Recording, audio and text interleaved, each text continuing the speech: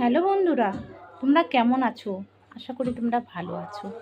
শোনো, তোমাদেরকে একটা কথা বলছি আমি।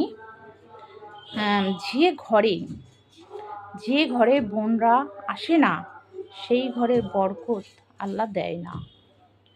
যে ঘরের বোনরা আসে, সেই ঘরের বরকত হয়। আর ভাইদেরও আশার আলো জেগে ওঠে। হ্যাঁ, মানে আল্লাহ বোনদের প্রতি বিশাল একটা বরকতময় দিয়েছে।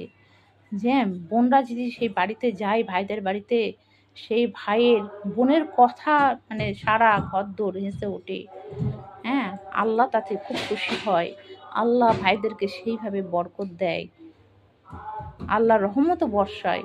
তোমরা বোনদেরকে ভালোবাসো, ডাকো কাছে, কথা বলো।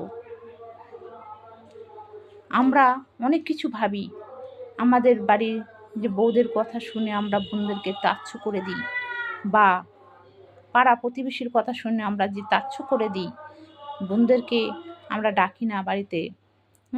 এগুলো আল্লাহ কোনো মতে এগুলো করে না। হ্যাঁ, আল্লাহ বোনদেরকে ঘরে দিয়ে মানে আসলে সেই ঘরে রহমত বর্ষায়।